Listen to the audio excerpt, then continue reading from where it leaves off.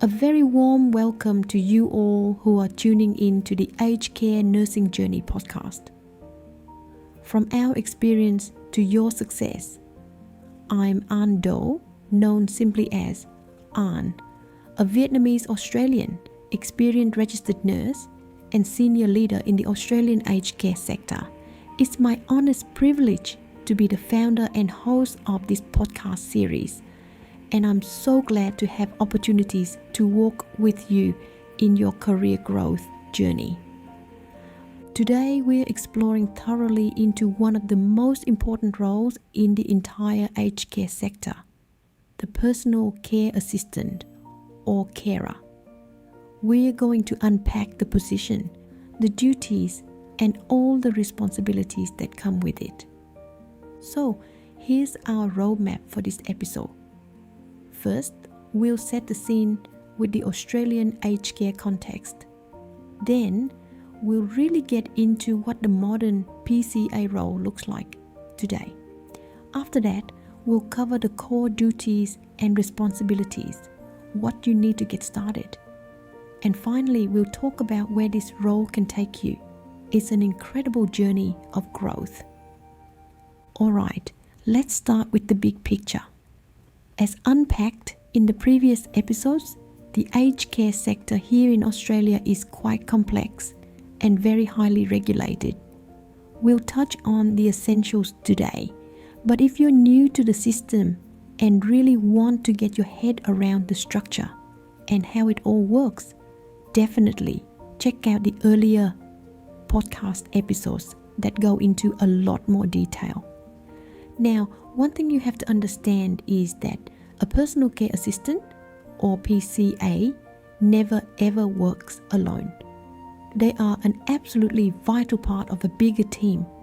You've got registered nurses, leisure and lifestyle officers, hospitality officers, allied health professionals like physiotherapists, doctors, and of course the residents' families. PCAs are really the eyes and ears on the ground floor.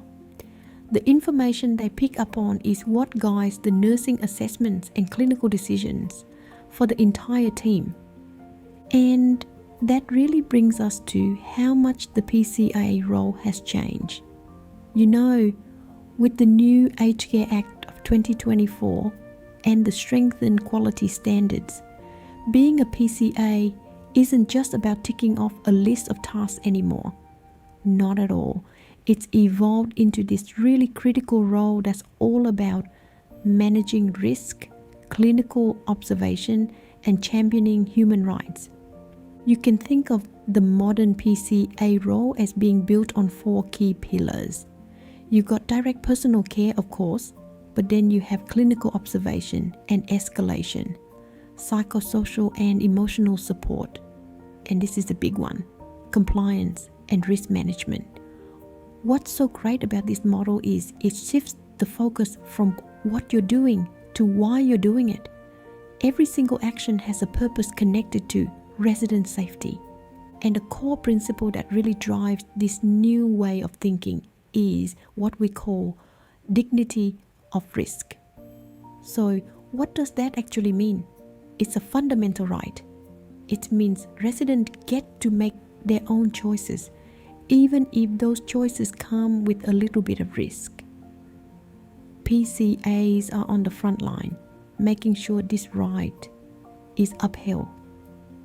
It's all about balancing a person's autonomy with their safety.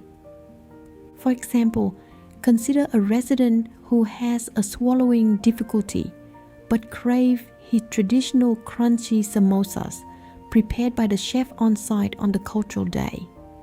Instead of automatically switching him to pureed food, a carer in consultation with the registered nurse on duty would discuss the choking risk clearly, offer supervision while eating, maybe cut the samosa smaller, and let him enjoy his cultural favorite, balancing the aspiration risk with his right to meaningful food experiences. Now, if you're thinking about a career in this field, listen up. PCAs are in massive demand. They actually make up the largest single part of the entire aged care workforce, around 48% of the sector workforce. We are talking about the absolute front line of care. So, what does that mean for you? It means this isn't just a job. It's an incredibly stable and foundational entry point into the Australian health sector. Alright, what should be covered next? Let's get down to the nitty-gritty. What does a PCA actually do on a day-to-day basis? It is extremely important to remember that every single task is now guided by a really strict framework of legal and ethical obligation under the new standards. These are the rule books, the thing you have to know inside and out. We're talking about the new Aged Care Act, the strengthened quality standards, and the Code of Conduct for Aged Care Workers, restrictive practices, and serious incident response scheme reporting obligations. Let me be really clear, these are not optional guidelines. Following them is the absolute non-negotiable foundation of providing safe, legal and high-quality care for older residents in Australia today. May I please highlight one huge part of those legislative requirements, which is the Serious Incident Response Scheme, or SIRS for short. It's the national system for reporting any serious incident that happens in aged care. Because PCAs are right there, they have a critical legal duty to spot a potential incident and report it to the RN on duty immediately. There's no waiting around. It has to happen straight away. Please note, there will be a separate episode in which we will unpack Serious Incident Response Scheme, including its definition, categories, priority types, and its reporting timeline, and link them with some actual and common situations in practice. Let me give you a practical example of how this works. Imagine a situation when a PCA is helping a resident and notices a small new red patch on their heel. A less experienced carer might just think, oh, I'll mention that later. But an exceptional PCA knows that could be the very beginning of a serious pressure injury. They report it to the RN right away, which means the clinical team can intervene and stop a small problem from becoming a massive one. That's clinical observation in action. So, what about a situation like this? This is a classic interview question, by the way. You report something to the registered nurse, but they're super busy and just say, just document it. What do you do? Well, a really competent PCA knows that you can't delegate accountability. Yes, documenting it is important, but you have to make sure a proper verbal handover takes place, that the RN has truly understood and acknowledged the clinical risk. When a resident's safety is at stake, just typing a note isn't good enough. And finally, let's talk about something incredibly serious. Knowing the difference between an illegal restraint and an authorized restrictive practice. Putting a table in front of someone to stop them from getting up, that's not just a bad idea. It's an illegal restraint, and it's a reportable incident under the Serious Incident Response Scheme. On the other hand, using bed rail as per resident request might be an authorized practice, but only after a full risk assessment with formal approval is documented and a formal consent is in place. Personal care assistants must have a zero-tolerance approach to any unauthorized restraint. It's a hard line. If you are currently working in a residential aged care facility, please ensure you check your organization's relevant policies and procedures, which will guide you in this regard. Let's pause here to reflect what we have explored so far in this episode. If you're listening to all this and thinking, yep, I can do this, I want to do this, then what's the next step? This section is your roadmap. is designed specifically for students and new graduates who are ready to get started. Let's note this down and highlight them, because these are the absolute must-haves. You'll need a Certificate 3 in individual support with a specialization in aging. You also need your first aid certificate and a whole bunch of clearances like a national police check and an NDIS worker screening check. Practically, aged care provider won't even consider your application without these things sorted. So once you have that Certificate 3 in hand, the path to getting hired is pretty straightforward. Get all your paperwork in order first, then build a resume that really highlights the hands-on experience you got during your work placement. That's huge. For your information, around 120 hours of clinical placement are required as a mandatory part of the Certificate 3 that we have previously mentioned. Then when you land that interview, be ready to give real specific examples of how you provide person-centered care.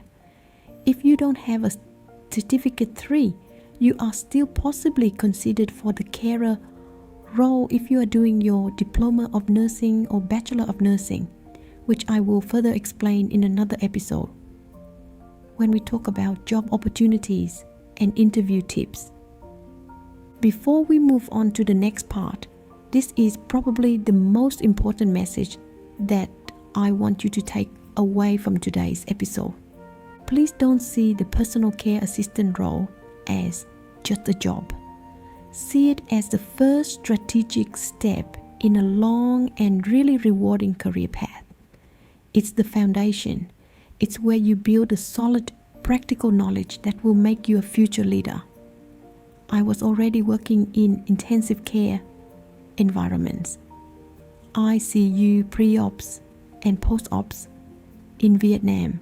But when I came to Australia, I started right from the beginning as a carer. That foundational experience gave me the insights I needed to become a registered nurse, then get my master's in clinical leadership, and climb all the way to my current role as a regional general manager. As explained in previous episodes, I was clear about why I share my story. It's not about showing off. It's to show you that the information in this podcast is built on years of real hands-on experience at every single level of aged care. It's about giving you confidence that what you're hearing is credible and showing you what's truly possible for your own career. Alright, we'll leave you with this final thought. An average personal care assistant finishes their shift and thinks about the task they completed. An exceptional personal care assistant finishes their shift and focuses on the outcome. They ask themselves not, "What did I do today?" but, "What was my impact? Did I support their choice? Did I uphold their dignity? Did I keep them safe?" That's the mindset that truly defines excellence in care. Before we wrap up, let me ask you some questions. What would be your plan for your career? Should you consider starting now and growing further in this extremely high-demand clinical pathway? If the answer is yes, please consider subscribing to the Aged Care Nursing Journey podcast on your favorite platforms like Facebook and YouTube. This ensures you won't miss upcoming episodes where we'll continue unpacking other roles in the ecosystem, such as registered nurses.